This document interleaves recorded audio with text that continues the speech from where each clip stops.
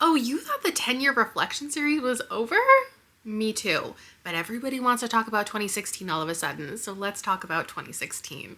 Everyone and their mom are currently posting throwbacks to 10 years ago and what we were all up to, how we were feeling, and I want to talk about the books. I want to talk about my 16 favorite books from 2016, the ones that I think would still hold up, the ones that I think are the best. I've done reflections on this time, many reflection videos on this time period. And in them, I talked so much about what I was reading at the time. I haven't talked about that year, like as an idea of publishing and things that I would still really recommend. And for the people who tell me I don't do enough recommendation videos these days, maybe this isn't exactly what you're looking for, but what I'm gonna do is I'm gonna tell you 16 of the best that I just pulled off my shelves. I'm gonna pitch them to you in case you haven't read them. And then I'm also gonna tell you, I have the biggest stack. I just destroyed my shelves finding like 40 other books to recommend alongside each of the 16, and mostly like more recent releases. So if you read these, there's still some recommendations that maybe you haven't. The first thing on my list, I didn't even realize was a 2016 release until I was looking at a list of 2016 releases. I only read this a couple months ago. It's Behold the Dreamers by Mbolo Mbui.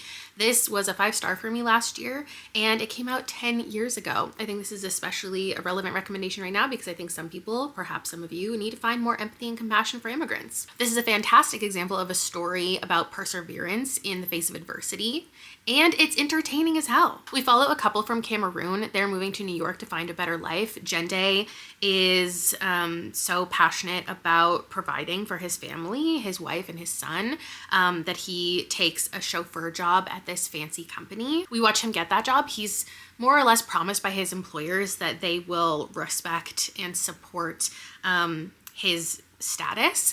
Meanwhile, the entire book, he's really constantly fairly worried about the looming threat of deportation. Tensions start to rise at the company. It trickles down into every employee.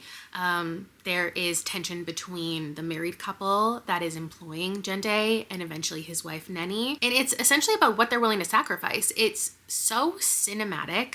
It has the most vivid characters and will make you feel for everyone and feel every emotion. It obviously highlights social status and overt racism, microaggressions, and who will look out for you. The illusion of the American dream and a lack of control that so many people feel. If you've already read this one, I also would recommend Catalina. This is a 2024 release. It is about a teenage girl also living in New York. She's undocumented and just trying to live her life. I would recommend Exit West. This is a 2017 release. It follows a couple also with very strong personalities.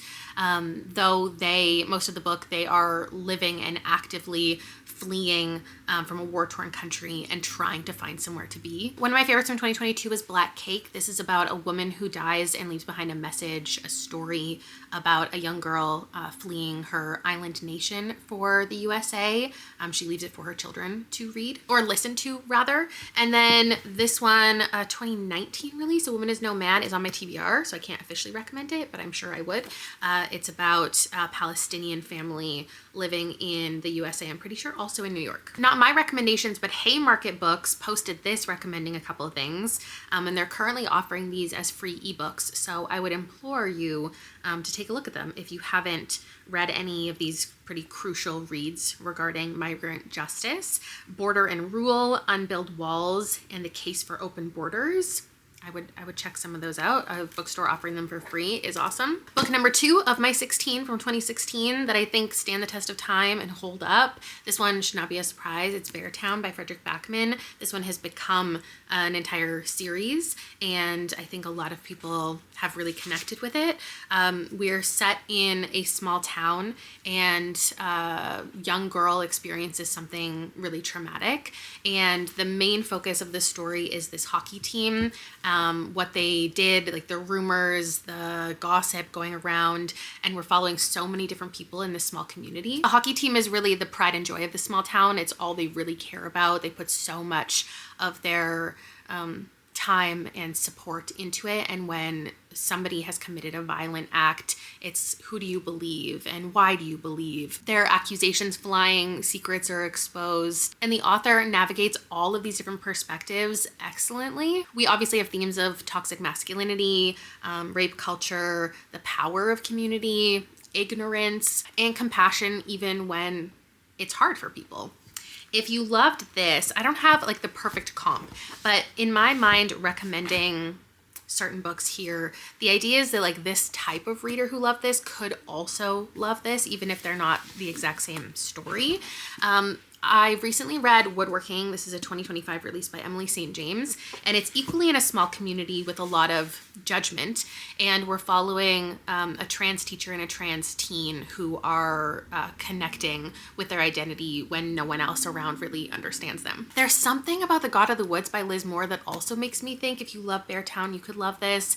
It's slower, following a bunch of different people, this one over many different timelines, and it explores, it's more of a mystery, but explores a lot of autonomy regarding women and what they're allowed to do. And then this one, definitely less popular, average rating speaking, but Pew by Catherine Lacey, I just think that the community, it's a little bit weirder, or from the perspective of someone who has just entered the community, and all of these people at the church and in the surrounding area don't really know how to respond to this person, how to support them. And I think maybe not quite as warm, but definitely as interesting. Of course, we need to get into a stack of harder hitting YA, which is a lot of what I was reading in 2016 and was coming out in 2016.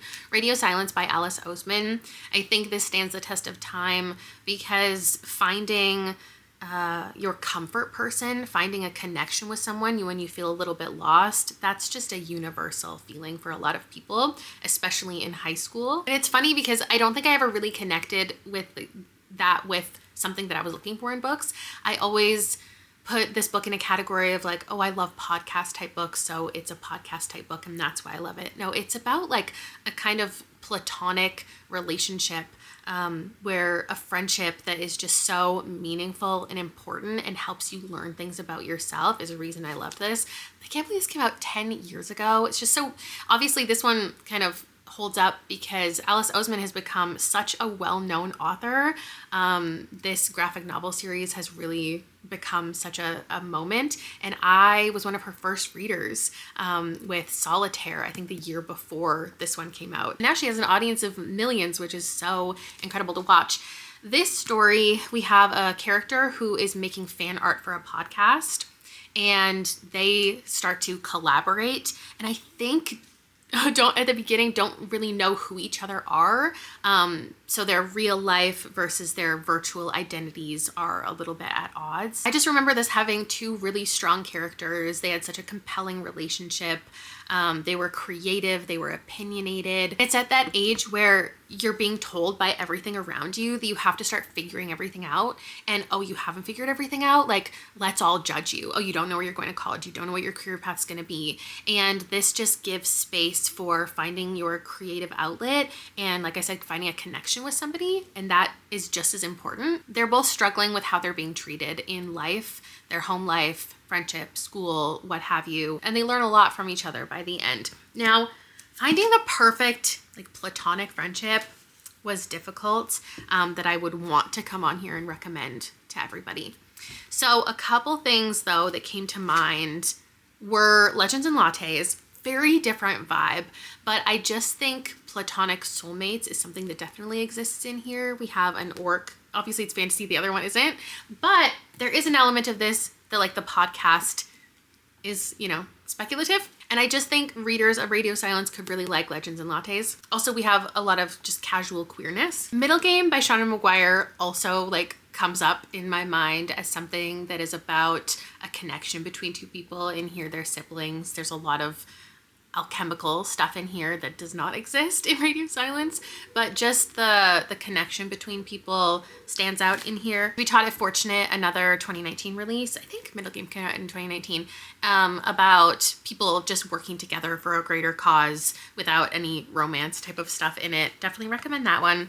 And then I was thinking 84 Charing Cross Road. That one came out in like the 70s, so it's not one more recent than the 2016 one, but there's something about the correspondence between the people and just connecting over their love of art and wanting to help each other.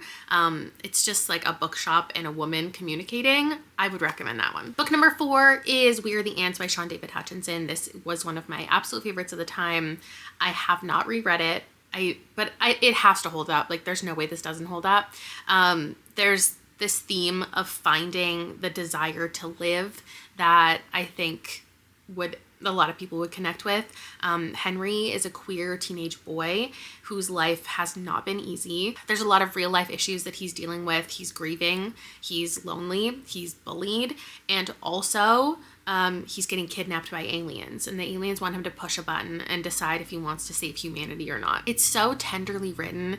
It gives space to topics surrounding assault, abuse, forgiveness, and healing. It's like heavy and melancholy, but also just a lot of really great metaphors, really stunning and hope-filled. So if you read this 10 years ago and you want something adult that has some type of similar vibes. I don't have this exact book as an adult book. I just don't think that exact thing exists. But some things that gave me similar feelings are Autobiography of Red by Anne Carson. Again, this is one that came out before We Are the Ants, 1998, if I'm remembering correctly. And in this one, it's a poem, but it reads like a novel, and I would recommend the audiobook. It's a recreation of the ancient Greek myth of Heracles. I was obsessed with this. The writing, the melancholy tone feels similar to me. Elegy for the Undead from 2020 is a queer love story during the apocalypse. And similarly to We Are the Ants, it's about like grieving the life that you thought you would live. Oh, I guess another queer adult story I would definitely recommend in tandem with its like heaviness is On Earth We're Briefly Gorgeous by Ocean Vuong. And then if you want more overt fantasy, A Spear Cuts Through Water, I think a lot of people do love. This is from 2022, and it's a journey of identity and belonging. That's my first 4 out of 16. Keeping it moving with number 5 is The Ballad of Black Tom by Victor Laval. This one definitely holds up. It was republished with a new cover in 2022, and this follows a jazz musician in, I can't remember the year, I want to say it's like the 1920s in Harlem. It's fantasy, horror, maybe the right word is noir. I'm not totally sure. He basically takes on odd jobs. He does a lot of deliveries. One of his deliveries is an occult book to this woman, and it opens a door to the dark magical realm. It's a new take on a Lovecraft story. You don't need to know the origin to appreciate this one. It tackles racism and police brutality especially, but also puts you in the eyes of a detective as well as Tom, and it's everybody learning about the dark underbelly of this city, what could be awakened. So there's some supernatural creepiness. It's short, and it's short scenes, like very cut off, very quick moments, but they're all really important. That could have easily been a long novel, but I appreciate that it's a novella. If you already read this one, I would recommend Ring Shout. This came out in 2020. This is equally about oppression and power as people are taking down these beasts. And then I would recommend When the Reckoning Comes by LaTanya McQueen. This came out in 2021. It's following ghosts haunting a plantation where they were formerly enslaved. One of my absolute favorites from 2016 is Every Heart Adorable by Shannon McGuire. It's so crazy to think this came out 10 years ago, and definitely holds up because the series is still being published to this day, and this would be a really good time to get into it if you never have before, or you read the first book, it didn't do a lot for you and you didn't continue. I would definitely recommend continuing.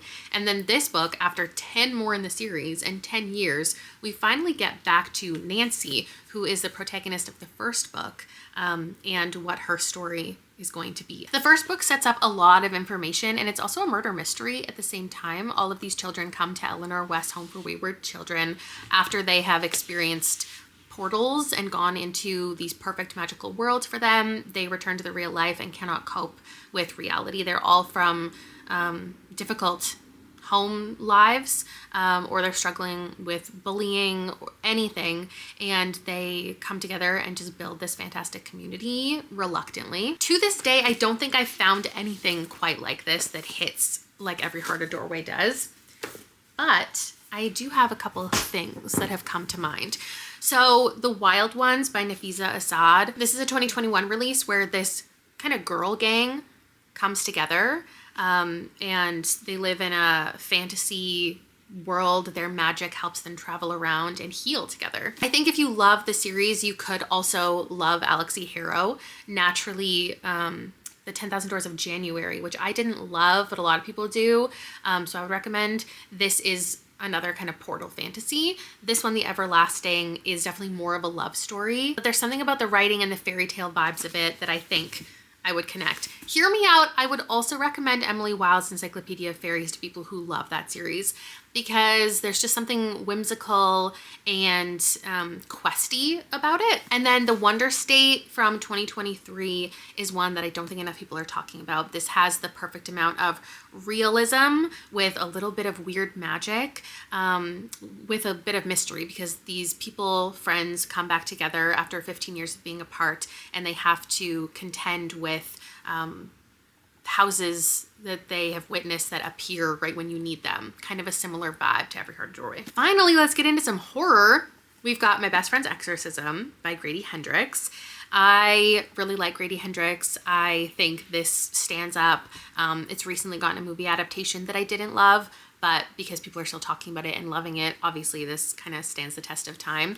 And since I would recommend it more than the movie, what a great excuse to recommend it. I am a sucker for nostalgia, even if it's a time period I didn't exist during. This is set in the 80s, and we have these best friends going into high school who are starting to have a little bit of a different relationship. One of the friends is acting a little bit weird, and the other friend is convinced that her friend is possessed, and she will do anything it takes to fight to get her friend back. Whether we're in 1988 or 2016 or 2026, there is that universal feeling of losing a friend, growing up, growing apart, fearing a connection that you may no longer have, and also the commitment to a relationship. It's not necessarily warm and cozy all the time though. It's horror. So it's intense, it's dark, it's gruesome, and it's kind of really fun. If you've been here for a minute, you know exactly what I'm about to recommend. If you've already read My Best Friend's Exorcism and you loved it for the 80s vibe and the friendship, I of course am going to recommend one of my favorite books of all time, even though this only came out in 2024. I Was a Teenage Slasher by Stephen Graham Jones. It's a really unique slasher, and the friendship is something that just weaves the entire book together. We have a reluctant killer and reflecting on what happened to him when he was a teenager. If you've been here a while, you also know I'm about to recommend my other favorite 80s book, another, top 5 favorite of all time. I'm just imagining somebody is brand new here and they've never heard me talk about it, so I have to let you know about it. And if you are brand new, give me a star emoji in the comments, so I know this is the first time you're ever seeing me and you're hearing this recommendation. This is 80s nostalgia, pure 80s nostalgia, and it's fun and it's dark. It's about this magical coven of girls playing a sport, and they come together to harness their powers. It's very weirdly written. Also, a more recent possession story, if you just love possession stories and you haven't read enough of them, The Possession of Alba Diaz just came out in 2025, is fantastic and my favorite from this author.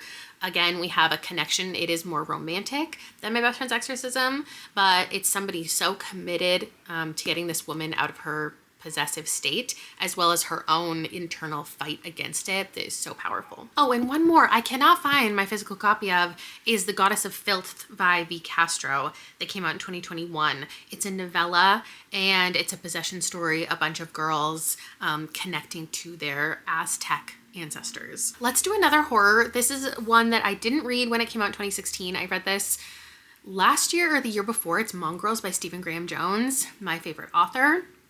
There's so many wolfy stories out there, werewolf stories, and I don't know that there's that many that I would actually say are super similar to this, because he's just doing something so unique. It's more of a coming of age story. It's a family story, and he really dives into the explanation of how werewolves exist and just his own unique world in here. I think when it came out in 2016, like, Twilight was still really making waves and still continuing to have a negative impact. And we were talking, I think, more about the negative impact after the movie had been out for books and movies had been out for like a decade, the negative impact on Indigenous tribes and cultural appropriation, and how it messed with perception, I guess. So Stephen Graham Jones taking the reins and writing his own werewolf story from an Indigenous perspective is so fantastic. Like, it's such a great book and it's such a great concept, but it's also about being an outsider at the same time. They are mixed blood, mongrels, neither this nor that, kind of sitting in a place where they don't fully know they belong, and things are starting to change, and our main character fears what is to come for him. Something I think I would recommend with this is the 2023 release Monstrilio. It's hard not to just sit here and recommend all of my favorite books, so that is what I'm doing. This is about a creature navigating his life. He was born out of grief, and we're following a lot more characters, but I think there are some similarities with identity. Empire of Wild, I cannot find on my shelves. This one is Indigenous myth as well, colliding with the contemporary world and a werewolf-like creature. And then Such Sharp Teeth is also a werewolf story. Where did I put that one? Thought I grabbed it, but maybe not. And this is more of the expected story about hunger and a woman changing, and a lot of family stuff within that one too. I would also recommend for an inventive wolf kind of story, When the Wolf Comes Home by Nat Cassidy. I can't talk too much about what this is, but it's a dark fairy tale where there is a wolf, but that's not the main focus. And then honestly, if you loved Mongrels and you just love Stephen, I can't imagine you picked this up in 2016, read it and loved it and never read another Stephen Graham Jones. So if you've already read all the other Stephen Graham Jones, there's a lot out there. I would recommend this essay collection called Why I Love Horror, because more than so many of his other books, you just get such a good idea of why he loves horror and the way that he wants to just build out every small detail of the creatures. And in here you get to read an essay from him and then essays from 20 other people about why they love horror so much. And I just love this. It came out last year. If you haven't picked it up, I recommend it. That's 4 more down. We're halfway through. We're gonna get into a science fiction thriller. Actually, let's do 2 back-to-back science fiction thrillers. The one by John Mars definitely stands the test of time. People are still talking about this. I think it took a lot of us by storm in like 2019. I remember very vividly so many booktubers reading this and just being obsessed with it. And nowadays, I think because of the show, a lot of people are also picking it up, and I've seen more negative reviews, but I remain, this is a really entertaining, cliffhangery kind of thriller that's just so fun. Every single chapter ends with a oh my god, and then you have to read multiple chapters from other perspectives before you get the answer to the question that was before, and then until you get there you're building up 4 more questions and cliffhangers, and I just think it's a really good time. In this story there's this concept that something has been invented where you can find out who your one true love is based on your DNA, and choosing to take this test or not is a part of the book. The people who take the test, it shakes up their entire relationship. Like, the entire world is changed now because you can know who you're truly meant to be with. So people are getting divorced. People are also getting connected with people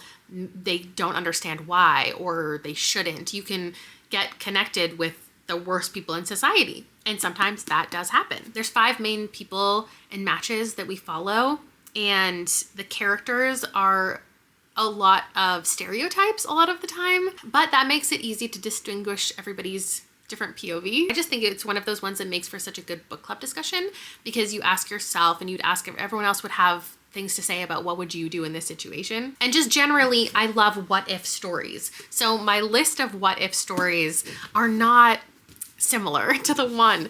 But I think if you loved that type of story, you could also love something like The Measure by Nikki Ehrlich. The what if in here is, what if you woke up and there was a string on your doorstep that told you exactly how long your life was going to be and how would that impact you?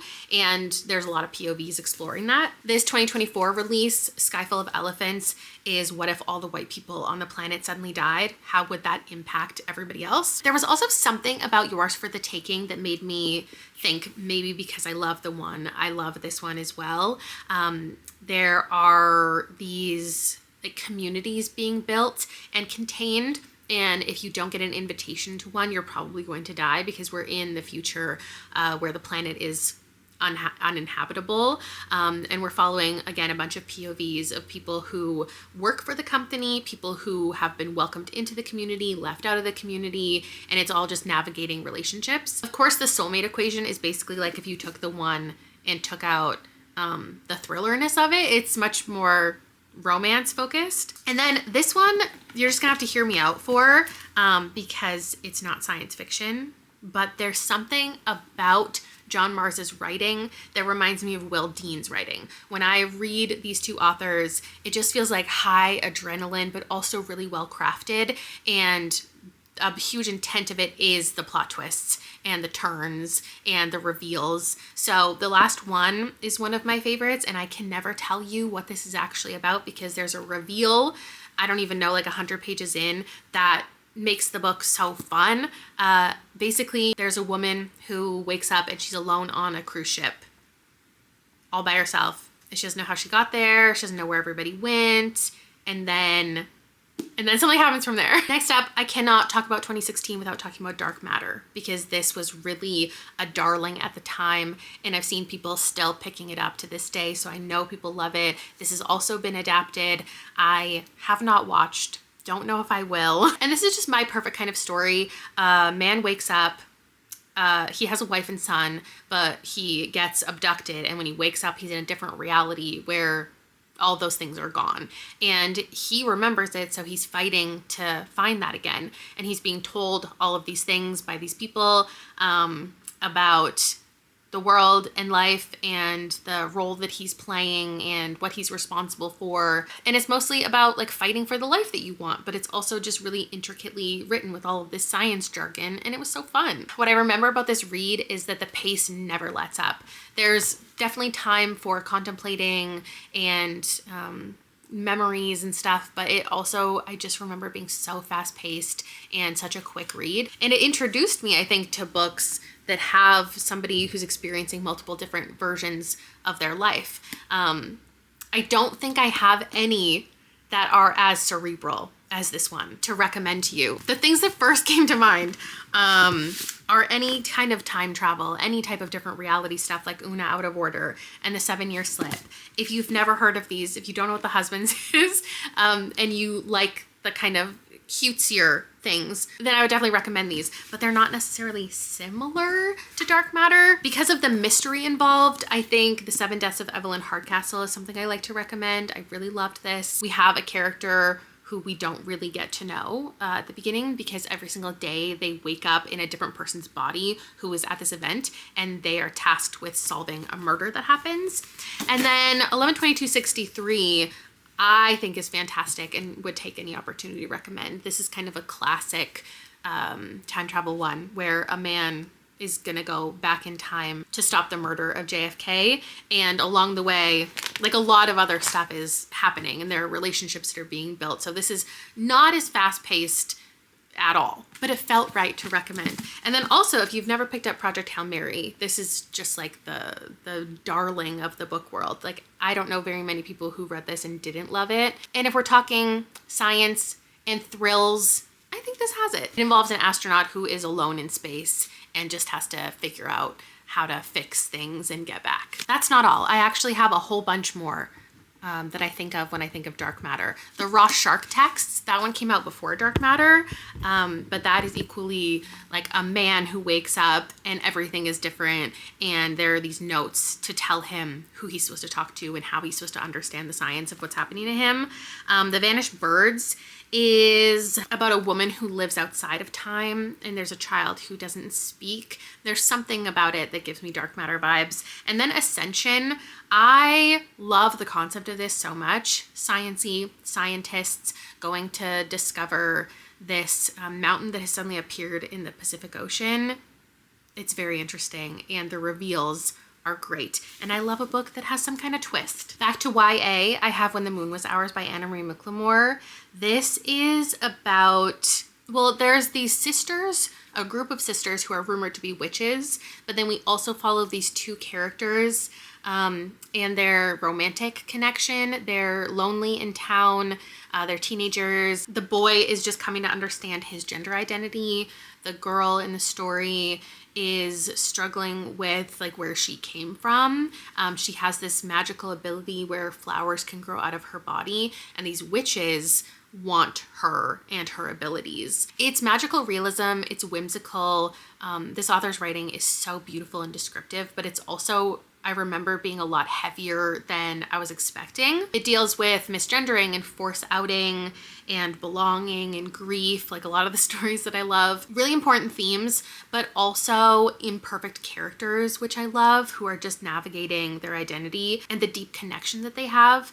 It was a really fun read and easy to get invested, and that's how I feel about all of this author's books. So I would recommend, if you read this in 2016 and you never picked up another book from this author, whether you loved it or not, I would love you to continue. Wild Beauty is really similar as far as vibe and just the, nature of it all. And then Blanca and Roja is my favorite from this author. It's more insular, just following a couple characters rather than having a lot of people on the periphery, but just the way that they write connection is so, it's just so beautiful. Freshwater from 2018 by Akwaeke Emezi would be another easy recommend. More identity and spiritual stuff. Candelaria I just read, but this came out in 2023, and it has a family. Anna Marie McLemore often does family dynamics, and in here it's more horror, but these sisters all have gone down different paths, and they're coming back together. They're learning things about themselves, and they're kind of participating in consuming people. The queerness that exists in here and the connection and the nature also reminds me of A Botanical Daughter by Noah Medlock. This is a 2024 release, and we're often dealing with like the morals revolving around magic. In here, a couple of married men create their own child, and things go awry. Next up is The Underground Railroad by Colson Whitehead. This is one I didn't read when it came out. I just read it a couple years ago, and it was on my TBR probably since 2016 though. Definitely met my expectations. This one also has an adaptation, so I feel like a lot of people are probably still picking it up and talking about it. In here we follow Cora, who is enslaved on a plantation in Georgia. She does something impulsive and is now being hunted and on the run. And it's, while she fights for her freedom, about all of the people that she encounters, the ones who are helping her, the ones that are hindering her. There's a lot of secondary, tertiary characters that we're getting insight into. It's just such a fascinating way to build a story. Seeing the choices that people make. It is an absolutely harrowing story, but it's full of so much purpose. Like, all the characters have purpose, and the author clearly has a lot of purpose with why he's telling the story the way that he's telling it. And then there's a ton of information to glean about exploitation and forced sterilization and medical experimentation, the impact this has on an entire community, and the way that those things are still impacting the community a century later. If you read this back in 2016 and you want something more recently published that tackles similar themes, 2023's River Sing Me Home I think would be a good comp. It also deals with enslavement and the misconstruing of freedom. And this woman who is still being controlled flees to find the children that she had taken from her. The Known World by Edward P. Jones is another recommendation. This one came out in like 2003 though, but I don't think it's quite as popular. I actually read these at the same time because they were both recommended by the New York Times Best 100 Books of the Century. In this one, you're following a Black family who is now responsible for a plantation. This one is just one I cannot ignore.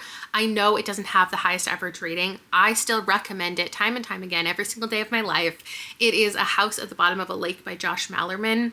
This is a story of a couple. They're on their first date, actually. They're teenagers, and they take their boat out on a lake, and they see a house under the water, and they become overwhelmed with this feeling of, I have to go down into that house.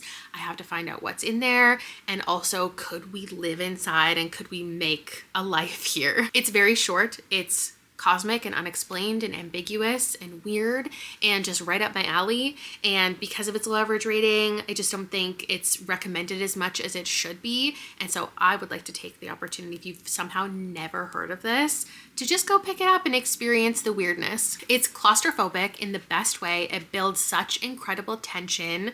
It's also explicit and like uncomfortable a little bit. If you loved A House at the Bottom of a Lake, I would recommend a brand new release to you, The Extra. This is equally ambiguous, but you're following a group of people. They go on a hiking trip together, and suddenly somebody else is a part of their trip. But they recognize everybody who's there, but suddenly there's one more body, and they don't know how they got there or how they added themselves into this group without anybody noticing. As far as following a relationship and the dynamics and the impact of a house on people, The Grip of It is one of my favorite haunted house kind of stories, but again, it has a low average rating, so it's for a more niche audience. But it's about how the house changes physically and the changes that it makes to the people who live inside it and what it's doing to their minds and their relationship. And then of course, one of my recent favorites, 2023's Knock Knock Open Wide. This one has a relationship, some uncomfortable things and obsession, because this couple, oh my God, I can't even explain this. It's like Irish folklore, and there's a couple different timelines, and it messes with your mind a little bit. It's long, but just as strange and ambiguous. There's this, I guess, TV show that's one of the things they're obsessed with, and remembering it differently. I don't know, I just think if you like Josh Malerman, you could like Neil Sharpson. Next 2016 release, I read in 2019, I think, The Fire This Time, A New Generation Speaks About Race, edited by Jesmyn Ward. This is a collection of essays, some previously published, some specifically for this, and it's inspired by James Baldwin's The Fire Next Time, which speaks to the 100th anniversary of the Emancipation Proclamation. This takes ideas put forth by that and expands upon them, and just it has various think pieces about the current state of especially the USA for Black folks, gives voice to their concerns, their hopes and dreams for the future. It's like told in 3 different parts, past, present, and future. Very pointed discussions full of anger and hurt, but also hope. If nothing else, it acts as a good sampler for a whole bunch of different authors. What I would recommend for fans of this, if you've already read it, is pretty much any Ta-Nehisi Coates. I just love his stuff, and I think you would as well.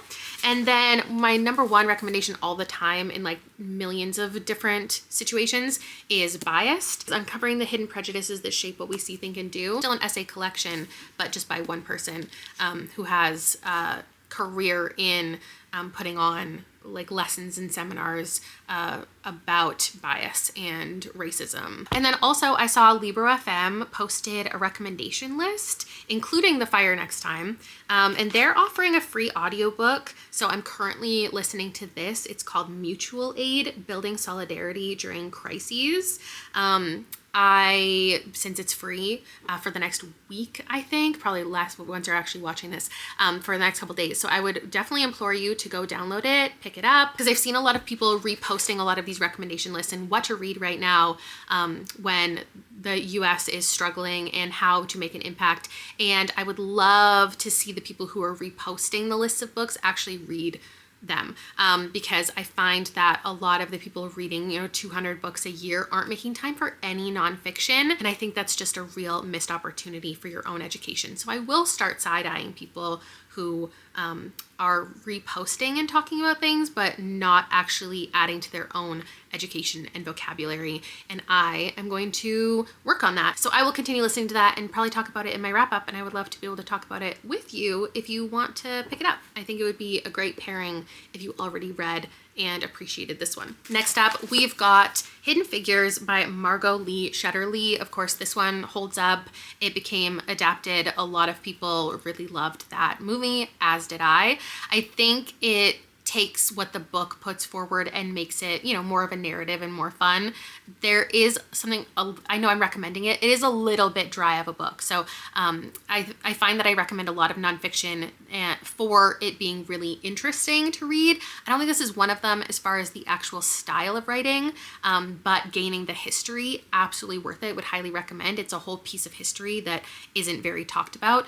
Black women, especially working at NASA, and the impact they had on the space race. Publishing this was a real push for recognition, and I think that's fantastic. I believe this author, if I'm remembering correctly, it's been a while since I read it, is the child or niece of one of the women specifically spoken about in here. This is not a very far distant past, yet there is so much harm being done to people in this time, let alone just not being recognized for the work that they did. For recommendations, I can't technically recommend Star Seekers yet because I haven't finished it, but I am still going to recommend it. This is an engineer at NASA, but there's also a little bit of magic introduced into this historical fiction. And then The Calculating Stars is apocalyptic, also following mathematician, astronauts, very much at this exact same time, highlighting the same people, but obviously an alternate reality. And then for another nonfiction that I know people have loved that has more, I think, narrative of a vibe to it, is Rise of the Rocket Girls. And then finally, again, if you've been here for forever, you've probably seen me mention this a lot. It's Love Beyond Body, Space, and Time, an Indigenous LGBT sci-fi anthology. I read this right when it came out, and I was just obsessed with it. I love a short story. Like, I love an anthology. I love a little collection.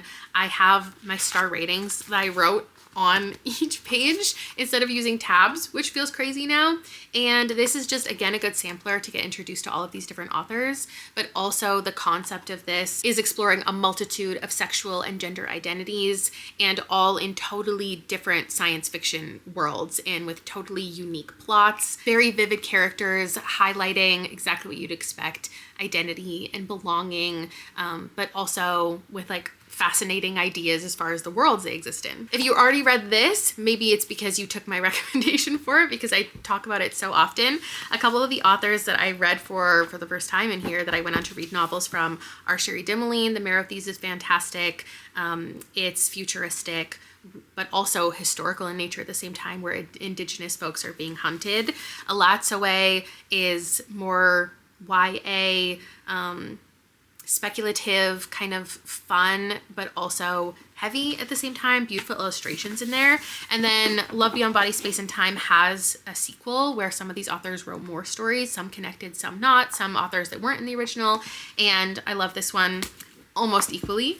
And then if you're just looking for a queer anthology of short stories, Queer Little Nightmares, I'm obsessed with. These are all monster stories that most of them are so good. There's also poetry, a lot of poetry in there. And then one that is kind of unrelated, but I still would recommend because of just the weirdness of the stories, is Kate Folks Out There. This one came out in 2022. I've seen more people pick this up than most other anthologies that I've recommended. So if you want another short story collection recommendation, this is that. That is it for me today on this casual Wednesday. I like to just sit in the corner and talk about something random with you on weekends. If you're new here, I post vlogs. If you have any other recommendation type videos you would like to hear from me, let me know. The theme today, the focus was 2016. Perhaps I should do this every year. In 2027, I'll reflect on 2017. Who's gonna stop me? Okay, thanks for watching. Let me know if you have any recommendations for 2016 books that you loved that you'd like to highlight. Actually, I have a whole bunch more, but we've run out of time. Exit Pursued by a Bear for its reproductive rights, The Female of the Species for talking about rape culture, Night Sky with Exit Wounds, a fantastic poetry collection, P.S. I Love You, a very lighthearted pen pal kind of romance, Sigh, the YA dystopian, people who are selected have to take other people's lives, Born a Crime, Memoir of Identity from Trevor Noah, Talking as Fast as I Can, Gilmore Girls, still very relevant if you want to read some Lauren Graham's memoir, there's that. The Smell of Other People's Houses, that is a community like full of secrets I really liked. 13 Ways of Looking at a Fat Girl, I wouldn't necessarily recommend. It was uncomfortable, perfect for me. The First Time She Drowned is about trauma, going off to college. Some weird ones that I think are worth trying that I didn't love, The Hike and I'm Thinking of Ending Things, I think could definitely be for you. I don't know you. And then a couple like gothic kind of fairy tales in the middle grade world, Furthermore, and The Girl Who Drank the Moon. I know you thought the recommendations were over, but I just couldn't stop yapping. So that's it for me today. I'm being cut off, and I will see you in another video soon. Bye!